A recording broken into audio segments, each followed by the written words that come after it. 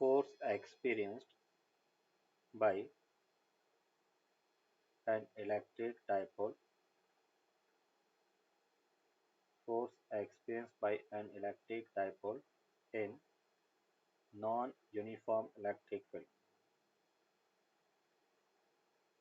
Non-uniform electric field.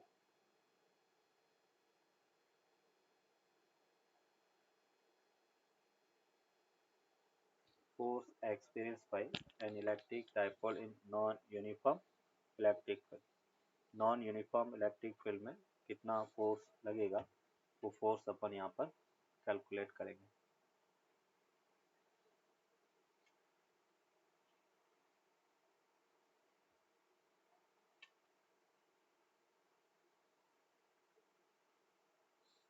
अभी देखो कैसे बेटा इसको अपन कैलकुलेट कर सकते हैं. जैसे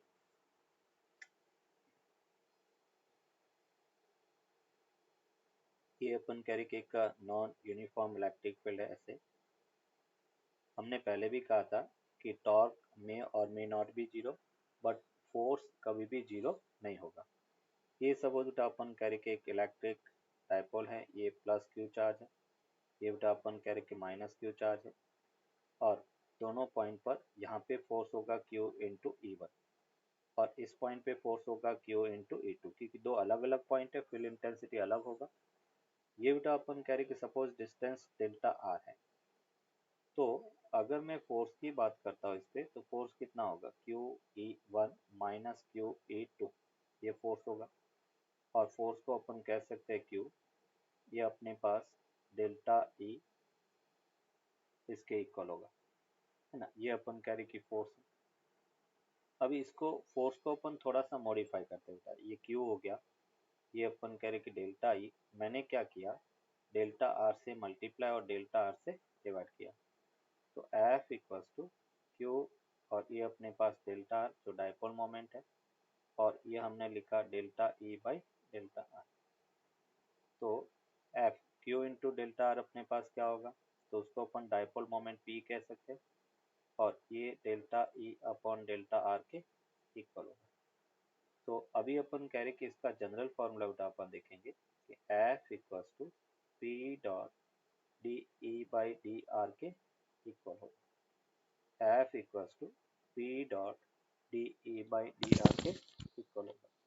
डाइपोल मोमेंट और इलेक्ट्रिक फील्ड का डिफरेंशिएशन, उसका डॉट प्रोडक्ट करना है, तो हमें फोर्स की वैल्यू मिलेगा जहाँ पर ई वेरिएबल है, ई फंक्शन ऑफ आर है. ये अगर अपन कह रहे कि फंक्शन ऑफ आर है तो कुछ इस टाइप से अपन यहाँ पर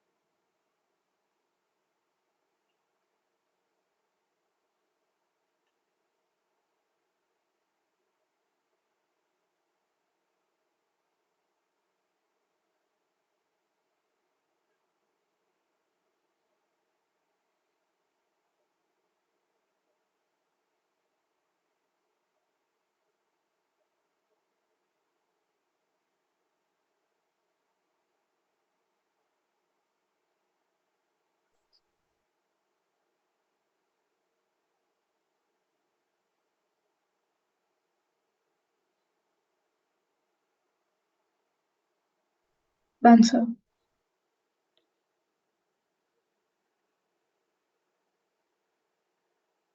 यस. नेक्स्ट बेटा अपन देखेंगे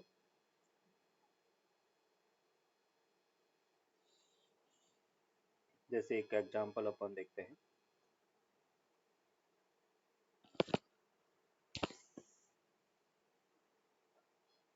एग्जांपल से पहले अपन डाइपोल डाइपोल इंटरेक्शन की बात करते हैं. Dipole dipole interaction. Dipole dipole interaction.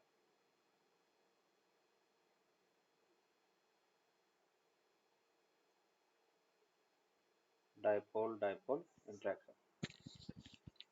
Dipole dipole interaction है क्या, तो हम कहेंगे एक डाइपोल दूसरे डाइपोल के फील्ड में अगर रखा हुआ है तो उस पर कैसे फोर्स लगेगा वो फोर्स अपन यहाँ पर देखेंगे. जैसे केस वन बेटा अपन देख रहे हैं.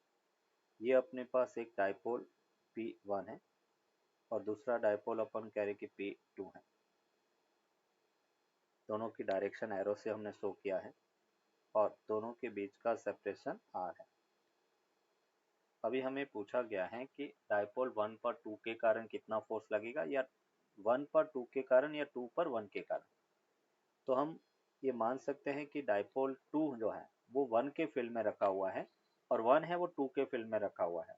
तो हम यहाँ पर कह रहे हैं कि let the dipole P2 is placed in the field of P1। अपन कह रहे कि P1 के फील्ड में रखा हुआ है। ध्यान से बेटा इसको समझना। हम कह रहे कि फोर्स ऑन 2 ड्यू टू 1 था, तो उसको अपन कहेंगे डायपोल मोमेंट किसका, P2 का, और delta E1 vector upon E1 vector upon dr। अभी P1 और E दोनों की डायरेक्शन सेम है तो एंगल 0 डिग्री हो गया। तो उसको हम लिख सकते हैं P2 d/dr एंड E1 की वैल्यू बेटा क्या था, एक्सिस पर 2k P1 upon r3। Means यहाँ से अपने को मिला 2k P1 P2 कांस्टेंट हो गया और उसको बेटा आपने लिखा -3 r⁻³ -1। मीन्स यहाँ से अपने को मिला -6k P1 P2 upon r⁴ होगा। ये अपन कह रहे कि force on dipole 2 due to 1 होगा और फोर्स नेगेटिव है। नेगेटिव का मतलब फोर्स हैज अट्रैक्शन नेचर का, force has attraction nature, force has attraction nature. Case 2, अगर बेटा मैं कह रहा हूँ कि ये जैसे एक डायपोल P1 है, दूसरा डायपोल P2 है, दोनों बेटा इस टाइप से पैरेलल रखे गए हैं। ये P1 है, ये अपन कह रहे कि P2 है, दोनों के बीच का जो डिस्टेंस है वो R है और हमें कहा गया कि find the force on dipole 2 due to dipole 1 और वाइस वर्सा। जितना फोर्स बेटा 1 2 पे लगाएगा उतना ही फोर्स 2 1 पे लगाएगा। इसको फाइंड करो अभी जो मैंने बताया उस कॉन्सेप्ट से। यहाँ पे अपने को मिला माइनस माइनस प्लस हो गया तो 3k P1 P2 upon r⁴ के इक्वल होगा। ये अपन कह रहे कि फोर्स ऑन 2 ड्यू टू 1 है। तो ये डायपोल डायपोल इंट्रैक्शन है।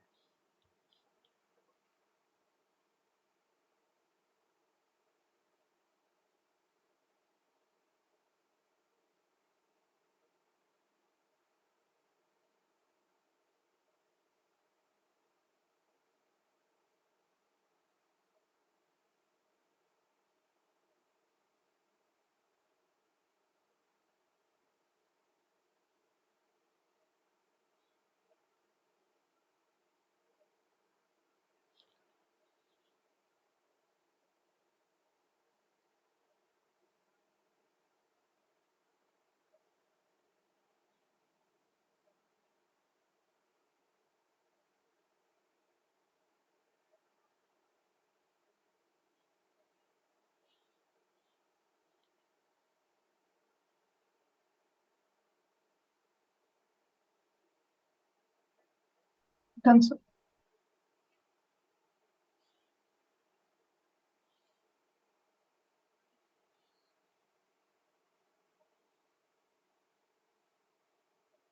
यस, तो ये अपना चैप्टर है वो बेटा अपन करेंगे कंप्लीट हो गया। अभी उससे रिलेटेड कुछ और एग्जांपल जैसे अपन देखेंगे। एक क्वेश्चन हम देख रहे हैं। ये बेटा वाई एक्सिस है, ये एक्स एक्सिस है। यहाँ पे एक चार्ज अपन कह रहे कि -q है, सॉरी ये अपन कह रहे कि प्लस क्यू है, ये -2q है, ये चार्ज उठा अपन कह रहे कि प्लस क्यू है। ये डिस्टेंस a है, ये भी डिस्टेंस a है, और ओरिजिन से y डिस्टेंस पर ये अपन कह रहे कि डिस्टेंस y है, और y डिस्टेंस पर p पॉइंट पर नेट फील्ड इंटेंसिटी फाइंड करना। फाइंड ई p पॉइंट पर नेट फील्ड इंटेंसिटी फाइंड करना है, और यहाँ पे अपन कह रहे कि y is very very greater then a है, y की वैल्यू a से ग्रेटर है। यस, हम यहाँ पर कह रहे हैं कि अगर हम प्लस क्यू के कारण इस पॉइंट पे फील्ड देखें तो फील्ड अवे होगा ऐसे, और इस प्लस क्यू के कारण फील्ड इंटेंसिटी इधर होगा, इस -2q के कारण फील्ड इंटेंसिटी बेटा टुवर्ड्स द चार्ज होगा। ये सपोज फील्ड इंटेंसिटी बेटा E1 वेक्टर है, ये हमने E2 वेक्टर लिया, और ये E3 वेक्टर है। अगर हम E1 और E2 का मैग्नीट्यूड देखें बेटा, ये जैसे E1 वेक्टर है, ये E2 वेक्टर है, और उसका मैग्नीट्यूड अपन देखेंगे तो a है y है, तो ये डिस्टेंस कितना होगा √a² प्लस y²। मीन्स यहाँ पे अपन कह सकते हैं कि KQ upon a² plus y² के इक्वल, ये इसका फील्ड इंटेंसिटी है। अगर अपन E3 की बात करें तो E3 अपने पास क्या होगा, तो उसको अपन कह सकते हैं K इंटू अपन करें कि 2Q अपॉन डिस्टेंस बेटा कितना है y², मतलब फील्ड कितना होगा कि 2q अपॉन y², ये E3 है। अभी हम कह रहे हैं कि मुझे इस P पॉइंट पर नेट फील्ड इंटेंसिटी फाइंड करना है, तो मैं कह रहा हूँ कि ये एंगल बेटा थीटा है, तो बाय ज्योमेट्री ये भी एंगल सॉरी ये थीटा होगा, और ये थीटा है तो ये भी थीटा होगा, ये थीटा है। E1 का ये कंपोनेंट कितना होगा E1 cos थीटा, ये कंपोनेंट क्या होगा E1 sin थीटा। फिर बेटा E2 है, E2 का ये कंपोनेंट E2 cos थीटा, और ये कंपोनेंट E2 sin थीटा के इक्वल है। P पॉइंट पर नेट फील्ड इंटेंसिटी अगर अपन देखें EP, तो कितना होगा, तो यहाँ पे अपन कह रहे कि E3 minus E1 sin theta minus E2 sin theta है। मीन्स ये अपन कह रहे कि E3 E1 और E2 sin थीटा दोनों इक्वल है, तो मैं इसको लिख सकता हूँ 2E1 sin थीटा। यहाँ पे हमने लिखा E1 इक्वल्स टू E2। अभी E3 की वैल्यू क्या है, E3 को हमने लिखा 2KQ अपॉन y², और ये 2 हो गया। E1 को अपन क्या लिखेंगे, E1 को बेटा आपने लिखा KQ upon a² plus y², and sine theta को अपन क्या लिखेंगे, sine theta perpendicular upon hypotenuse √a² plus y²। Means यहाँ से 2KQ अपॉन y², उसको मैंने कॉमन ले लिया, 1 minus 1 upon 1 plus a² upon y² whole power 3/2 के इक्वल होगा। यहाँ से कॉमन लिया, y³ आया, y³ से एक y कैंसिल आउट, तो y² बाहर आ गया। अभी अपन इसमें क्या करेंगे, बाइनोमियल एक्सपांशन यूज करेंगे। 2KQ अपॉन y², ये 1 हो गया, इसको आपने लिखा 1 plus a² upon y² whole power -3/2। Using binomial expansion हमें पता है 1 plus x to the power n equals to 1 plus nx if x is very very less than 1। यहाँ पर x क्या है a/y, और y very very greater than अपन कह रहे कि a है, तो वेरी स्मॉल है। मीन्स इसको अपन कहेंगे कि 2KQ अपॉन y², 1 -1, और ये बेटा अपने को मिला 3/2 a² upon y²। Yes, note करो इसको,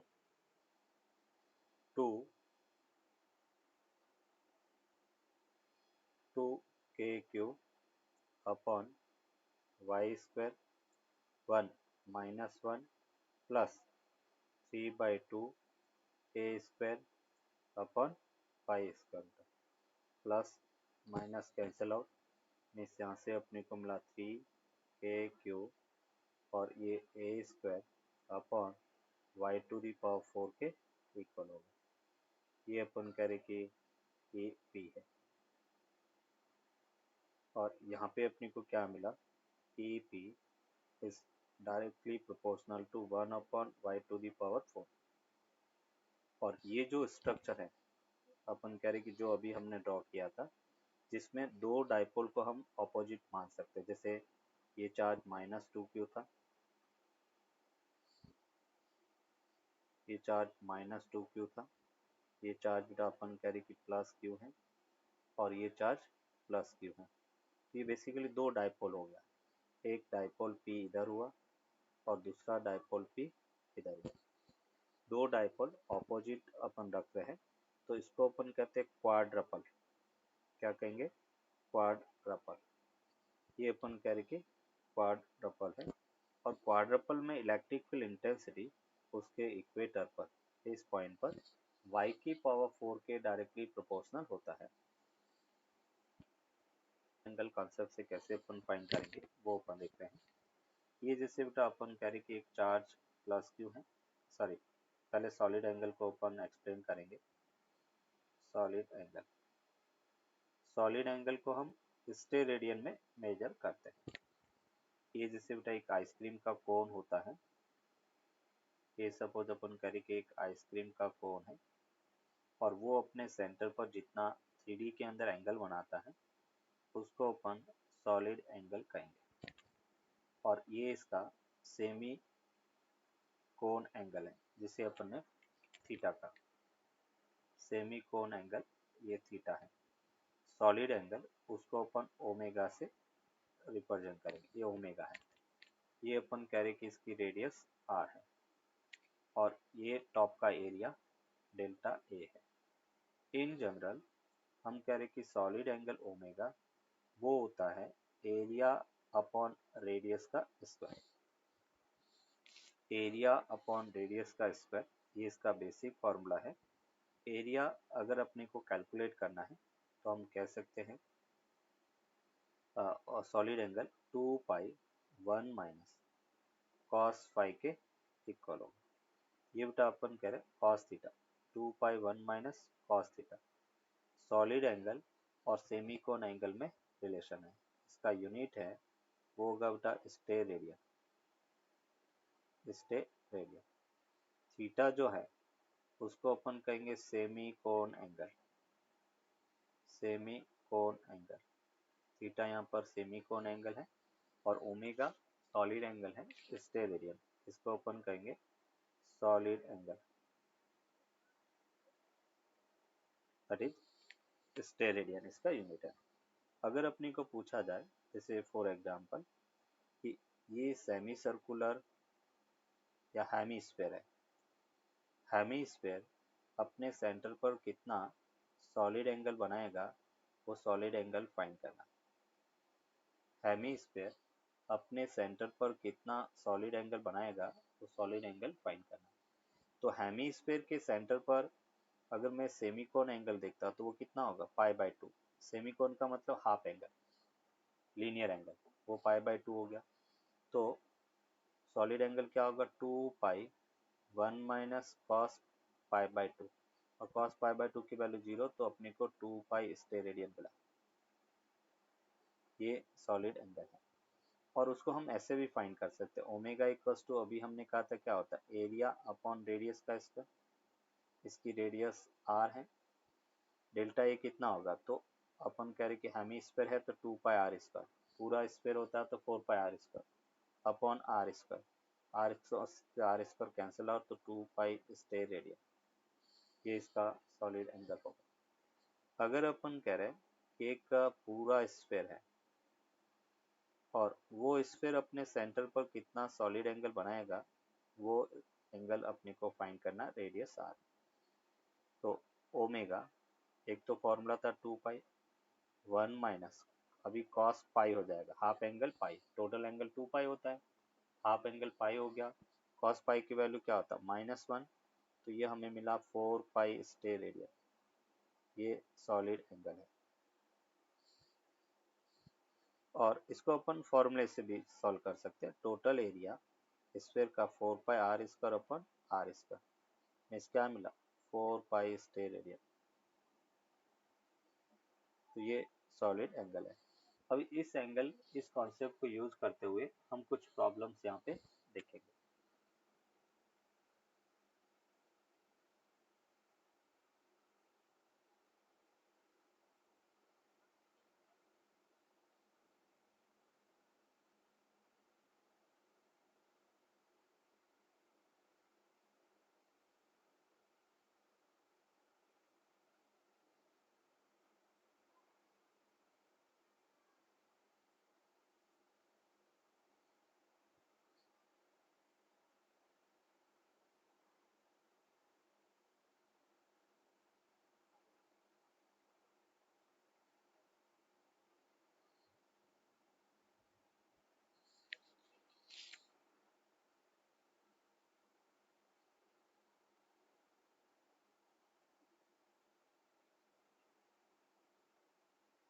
अच्छा।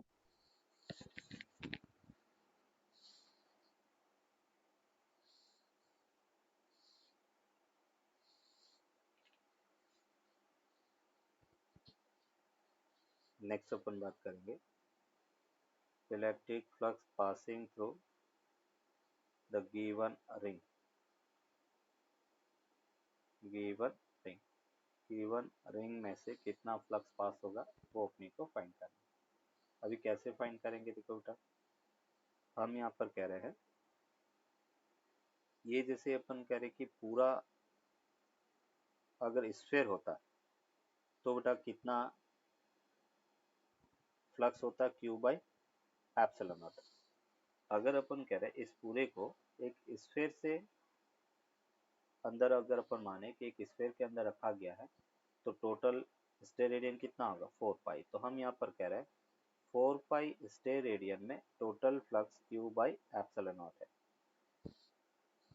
और यूनिट स्टेयर रेडियन में अगर हम फ्लक्स की बात करें तो वो flux Q upon 4π epsilon naught होगा। यहाँ पे बेटा अपन कह रहे हैं कि ये जो एंगल है उसको अपन कह रहे हैं कि ओमेगा। और अगर मैं कह रहा हूँ कि ओमेगा और ओमेगा की वैल्यू कितना 2π1 माइनस कॉस थीटा, उससे पास होने वाला फ्लक्स क्या होगा तो हम कह रहे हैं कि Q by 4π epsilon naught into 2π1 minus cos theta बेटा। तो जो इस रिंग में से पास होने वाला फ्लक्स है वो हमें मिला Q by 2 epsilon naught 1 minus cos theta, उसके इक्वल होगा। और इसको अपन और सॉल्व करें तो हम लिख सकते हैं Q by 2 epsilon naught 1 minus cos theta की वैल्यू क्या बेटा बेस अपॉन ये एंगल थीटा है। और हाइपोटेन्यूज क्या under root L² plus R²। ये टोटल फ्लक्स होगा बेटा। ये इस टाइप से जेई एडवांस और उसमें क्वेश्चन पूछे जाते हैं ज़्यादातर। नीट में ऐसे क्वेश्चन नहीं पूछते हैं बट जेई में इस टाइप के क्वेश्चन अपने को मिलते हैं।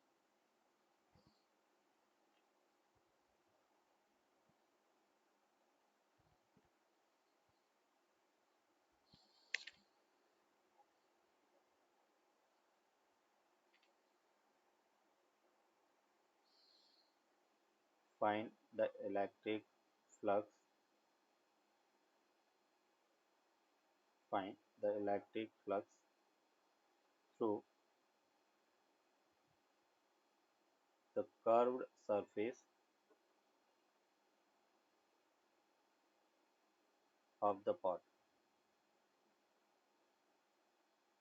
Curved surface of the pot. Find the electric flux through the curved surface of the pot. Pot की कर्व सरफेस पर इलेक्ट्रिक फ्लक्स क्या होगा वो अपने को फाइंड करना।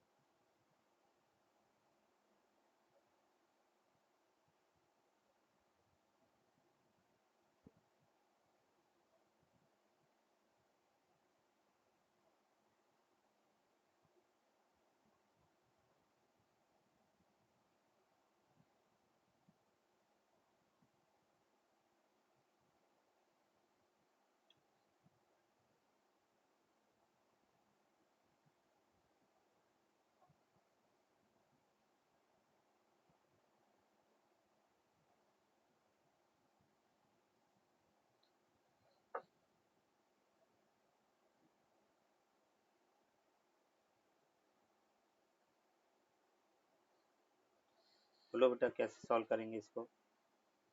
और यहाँ से अपने को मिला Q/2 epsilon naught 1 plus h upon under root h square plus r square के इक्वल होगा।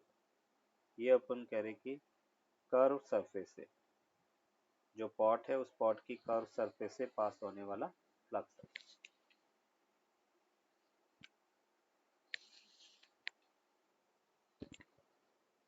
देखो मैं आपको आइडिया दे देता हूँ कैसे फाइंड करेंगे।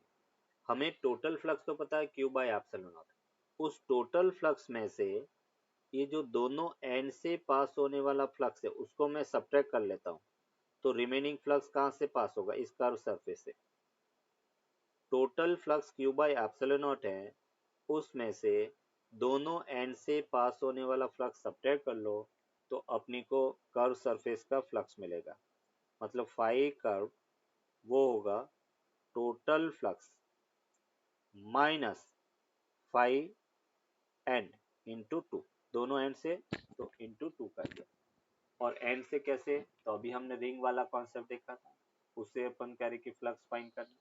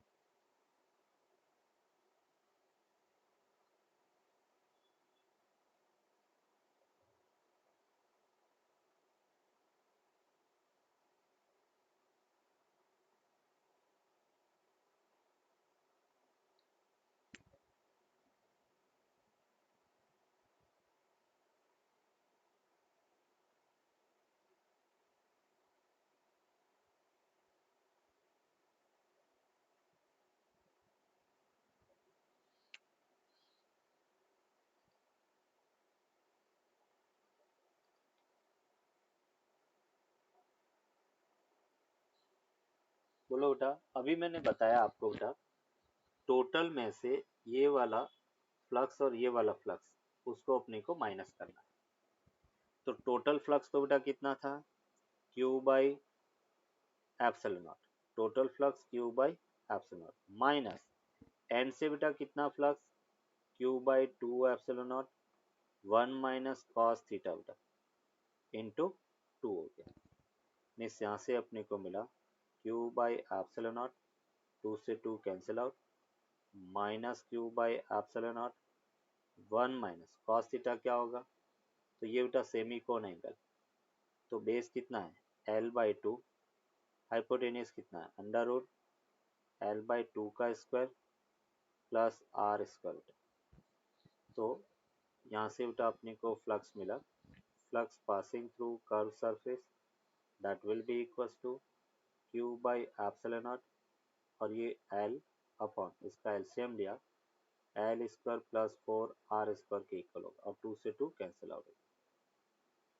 ये अपन कह रहे कि कर्व सरफेस से पास होने वाला फ्लक्स है।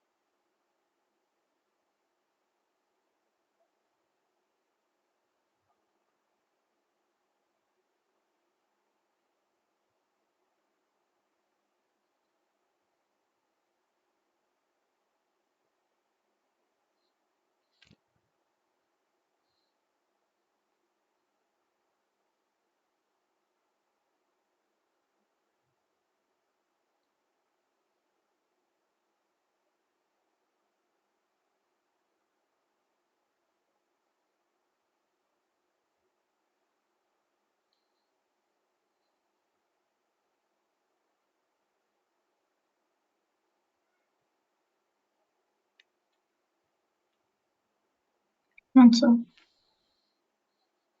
यस, अभी एक और एग्जांपल। इस क्यू चार्ज के कारण अपन कह रहे कि जो मैंने यहाँ पे शेडो वाला पोर्शन बनाया है उसमें से कितना फ्लक्स पास होगा वो अपने को फाइंड करना।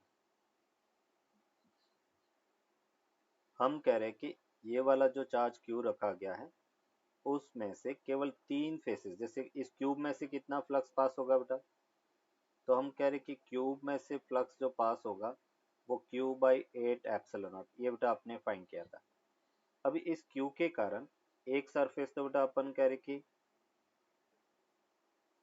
ये वाले, इसमें से फ्लक्स जीरो पास होगा। दूसरी सरफेस बेटा ये, इसमें से जीरो फ्लक्स पास होगा। और तीसरी सरफेस बेटा अपन कह रहे कि आउटर सरफेस, इस तीनों में से जीरो फ्लक्स पास होगा। बची कितनी सरफेस बेटा, तो अपन कह रहे कि 3 सरफेस। तो टोटल जो फ्लक्स है वो अपन कह रहे कि इन 3 फेसेस में से पास होगा। तो अपन कह रहे कि जो ये वाला फेस है पूरा बेटा, एक तो ये और एक ये, इस पूरे में से जो फ्लक्स पास होगा वो होगा Q by 8 epsilon not divide by 3। तो कितना मिला, क्यू बाई 24 एप्सिलॉन नॉट। अभी बेटा अपन कह रहे कि जो ये वाला शेडो पोर्शन है और ये बराबर है, तो हम इसको अगर यहाँ पे रखेंगे तो जितना फ्लक्स इस पूरे में से पास होगा उतना बेटा इसमें और इसमें से पास होगा। तो इसलिए अपन कह रहे हैं कि जो फ्लक्स अपने यहाँ पे कैलकुलेट किया उसका फ्लक्स अगर अपन देखें तो वो फ्लक्स एक फेस में से पास होता हुआ फ्लक्स के इक्वल होगा। तो Q by 8 apps not divide by 3 बेटा, तो ये हमें मिला क्यू बाई 24 एप्सिलॉन नॉट के इक्वल होगा। जो फ्लक्स है क्यू बाई 24 एप्सिलॉन नॉट के इक्वल होगा, 4 एप्सिलॉन नॉट के इक्वल होगा। सर यहाँ पे 4 फेसेस से 0 नहीं होगा। क्या करो बेटा, sir it should be 4 right, not 3। It should be 4 4 Q faces से क्यू बाई 8 एप्सिलॉन, 0 मतलब इस क्यूब से पास होने वाला flux Q by 8 epsilon not है और उसको 3 इक्वल पार्ट में डिवाइड कर रहे हैं। तो 8 3 जा सर वो 24। कह रही है कि 3 सरफेस की जगह 4 सरफेस होना नहीं चाहिए, बेटा, राइट? नहीं, 3 ही सरफेस होगा ना बेटा। टोटल फेस की एक क्यूब है, उस क्यूब की टोटल जो फेस होते हैं वो 6 होते हैं। 6 में से 3 फेसेस में से तो कोई फ्लक्स पास नहीं हो रहा। जैसे मैंने कहा इस वाली सरफेस से फ्लक्स पास नहीं होगा, इस वाले सरफेस से कोई फ्लक्स पास नहीं होगा, और जो ये बाहर वाले सरफेस है उसमें से कोई फ्लक्स पास नहीं होगा। तो 3 में से तो पास नहीं होगा। क्यों नहीं होगा, क्योंकि हमने डिस्कस किया था कि अगर एक स्क्वायर है, स्क्वायर के कॉर्नर पे मैं चार्ज क्यू रखता हूं तो इस स्क्वायर में से पास होने वाला फ्लक्स जीरो होता है। तो अभी जो क्यूब कॉर्नर पे हमने चार्ज रखा है वो 3 स्क्वायर के कॉर्नर से पास हो रहा है और 3 स्क्वायर में से फ्लक्स जीरो हो गया। बची कितनी सरफेस, कितने फेसेस बचे, 3। 6 में से 3 चले गए, 3 बचे। तो total flux Q by 8 epsilon था, उसको हमने 3 से डिवाइड कर दिया तो क्यू बाई 24 एप्सिलॉन हो गया। Okay sir.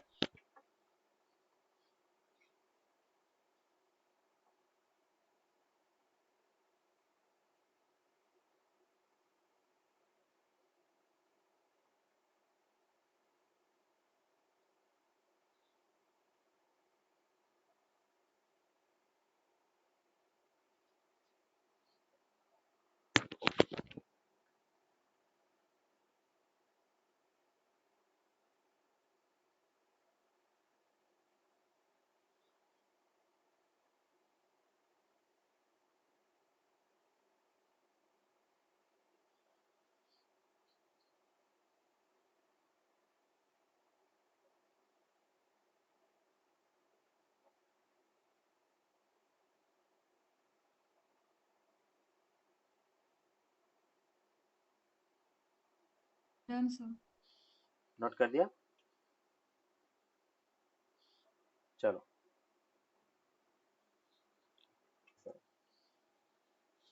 टोटल जो फ्लक्स है वो 1.05 इन न्यूटन मीटर स्क्वायर पर कूलम के इक्वल होगा।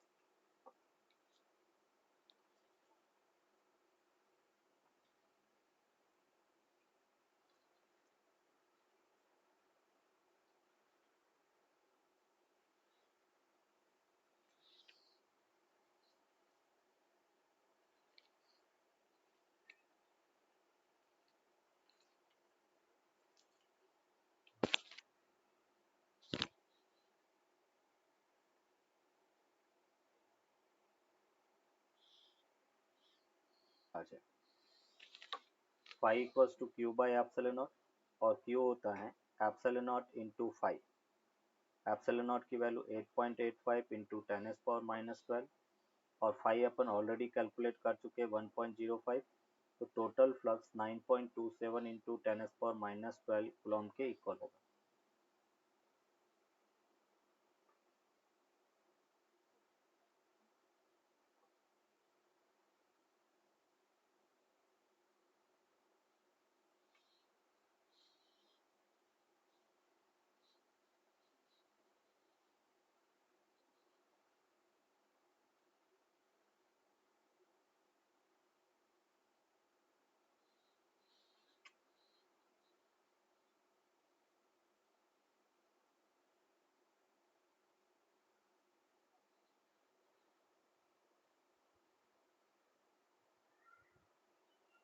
Done sir.